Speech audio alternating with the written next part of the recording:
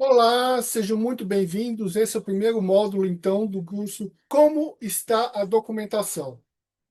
Você fez um grande passo aqui, agora você vai aprender a entender com confiança, a trabalhar com a documentação imobiliária, a entender os problemas, a ver que o problema não é somente o que está na matrícula, a a entender os riscos, a se antecipar ao risco e a buscar o advogado para fazer regularizações. Porque a existência de problema não necessariamente impede o negócio, mas é muito importante fazer uma verificação cuidadosa, criteriosa, para evitar surpresas desagradáveis. Vamos então dar início aqui à justificativa do curso. Este é o primeiro módulo, a justificativa do curso. Justificativa. O principal, então, nós temos aqui o principal objetivo desse curso, que é o quê? Proteger o comprador do imóvel de vários riscos obscuros que estão neste imóvel e que vão trazer graves prejuízos, podem dar prejuízos, inclusive, maiores do que o valor do imóvel. Podem levar à perda do imóvel. Para comprar o imóvel, você fez todo um esforço intenso de poupança para ter o seu imóvel, e você pode perdê-lo se cair uma picaretagem, se cair numa irresponsabilidade, se for vítima de um estelionato, ou mais, você não ser vítima de estelionato, mas aí você eventualmente perdeu o imóvel num leilão porque estava com dívidas de condomínio do proprietário anterior. Ou uma execução fiscal.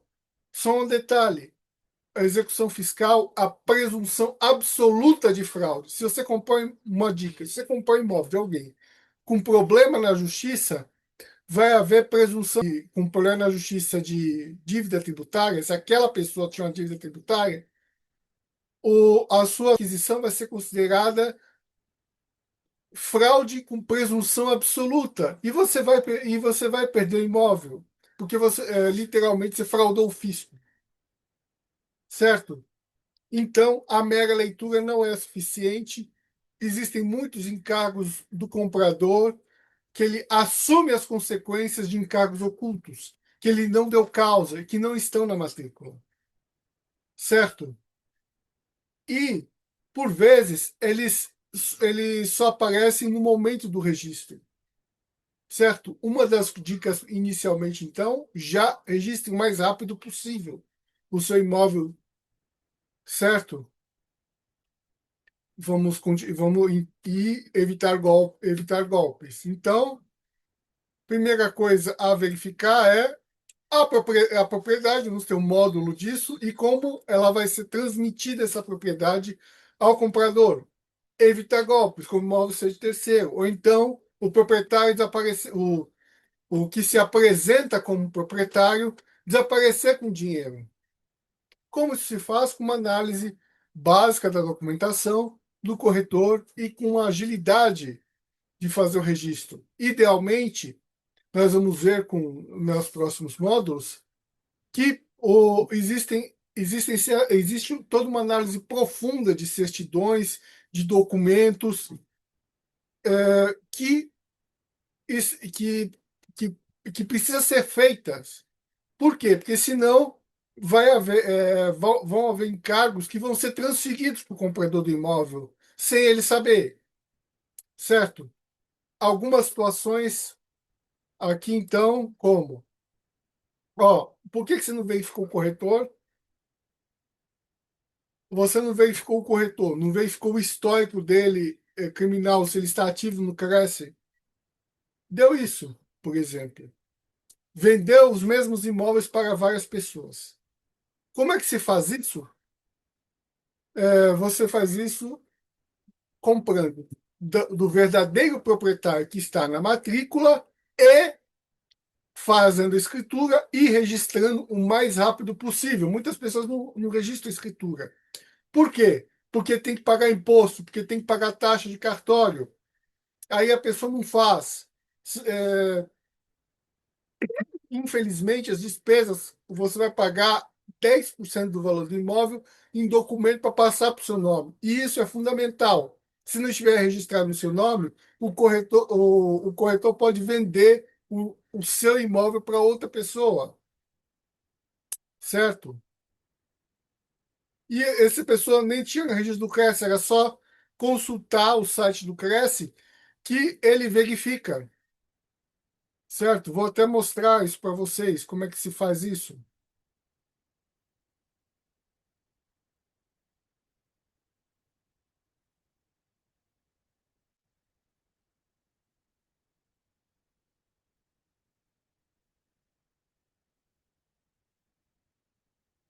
Ó,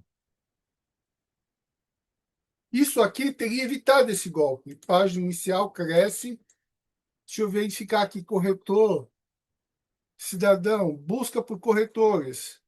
Ó, você procura o Cresce, o CPF, o nome aqui, e o município, e aí você pode verificar se ele está ativo no Cresce, certo? E aí você poderia ter evitado este golpe.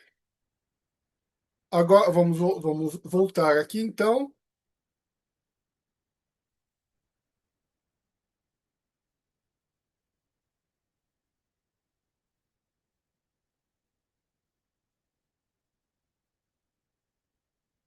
no continuidade, que alguns dos períodos ocultos, né? Mesmo que você não seja vítima de um golpe, mesmo que você não seja vítima de estelionato, mesmo que a transação seja feita de forma segura. Execuções de dívidas fiscais ocultas. Nós vamos ver o redirecionamento de dívidas tributárias. O que que é isso? O dono do imóvel tinha uma dívida, por exemplo, sei lá, estava na dívida ativa da União porque não pagou imposto de renda, estava em execução fiscal, ou recebeu uma multa da Receita Federal, ou recebeu uma multa aí do governo do estado por causa de ICMS. Ele tem uma empresa e essa dívida vai ser redirecionada para você comprar o imóvel, ou para o seu cliente, uma pessoa que não tinha nada a ver, certo?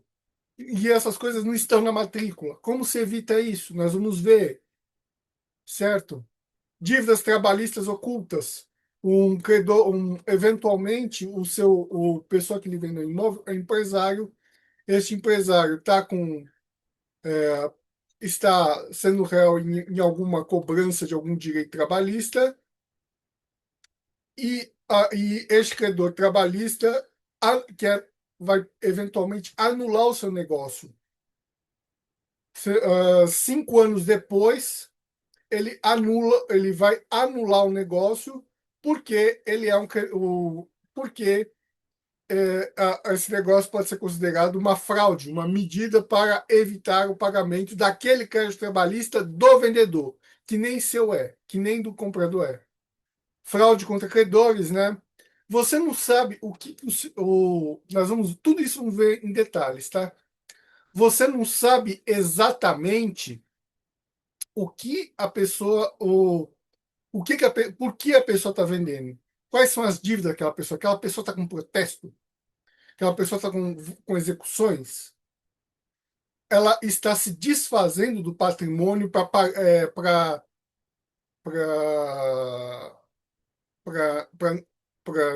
não pagar essas dívidas?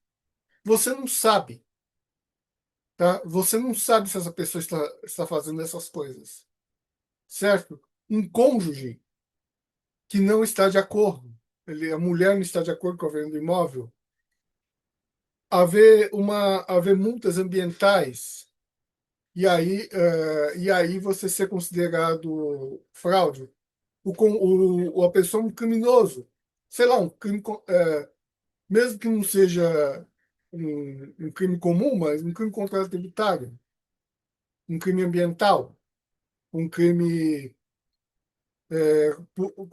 de fraude a licitações, e aí o negócio ser eventualmente anulado, porque ele aproveita de um crime.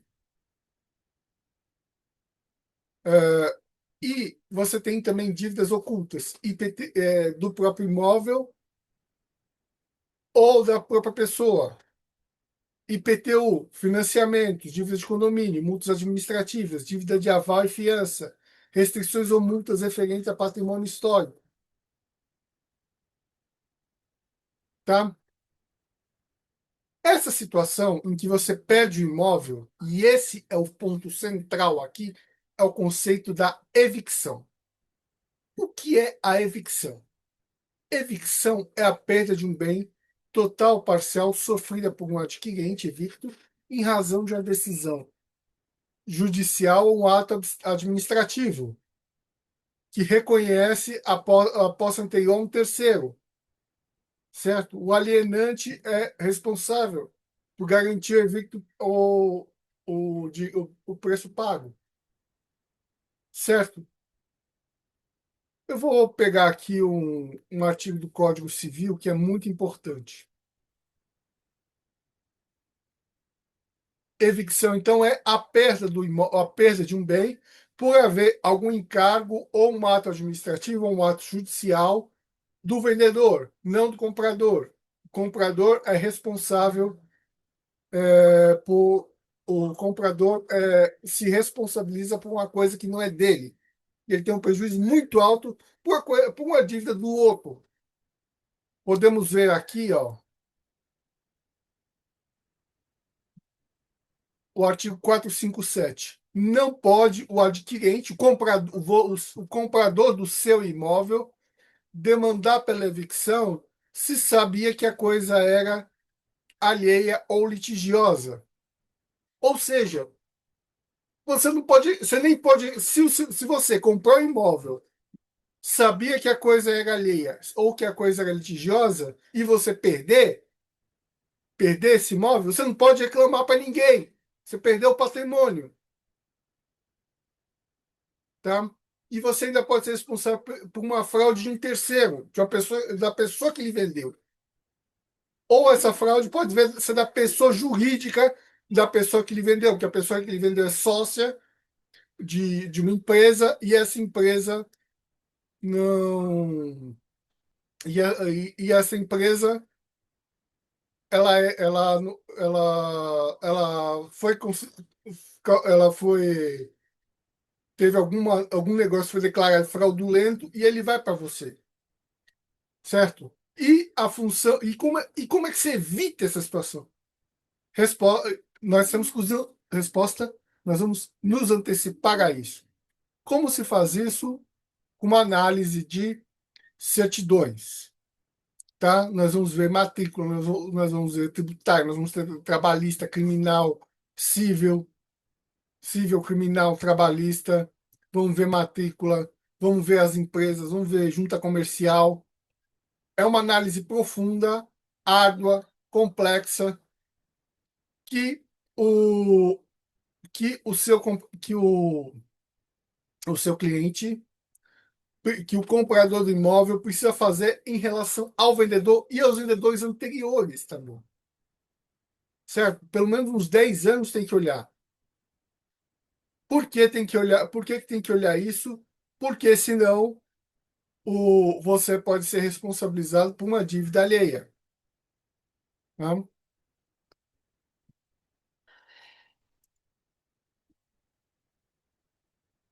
O evicto, então, é o maior risco que o proprietário pode ter, né? Resumo, então, dos grandes riscos: sofrer estelionato e não ter um imóvel, ou sofrer uma ação reivindicatória do proprietário, do credor, né, do proprietário antigo que perdeu o imóvel, sofrer uma evicção por encargo inculto, assumir essas responsabilidades, sofrer uma possível anulação do negócio, né, e sendo que o prazo prescricional é longo, tá? Por exemplo, no caso do divórcio, se eu não me engano, são 2 anos depois do divórcio, tá? O seu cônjuge, se você fez negócio hoje, daqui a 20 anos, a pessoa que lhe vendeu se divorciar. A ex dele tem mais tem todo esse tempo, mais 2 anos para anular o negócio. E você pode imaginar que essa anulação vai acontecer quando? Durante o casamento, que o casal está bem? Não. Só muito depois. Só quando quando o casamento está em crise ou houve o divórcio, né? Então, então, nós chegamos ao fim do primeiro módulo dos grandes riscos da compra de imóveis. Vamos passar agora para o módulo 2, onde nós vamos continuar, então, ver em mais detalhes esses grandes riscos para podermos trabalhar aí com eles. Aqui nós tivemos, então, a justificativa do nosso objeto. Muito obrigado e muito obrigado.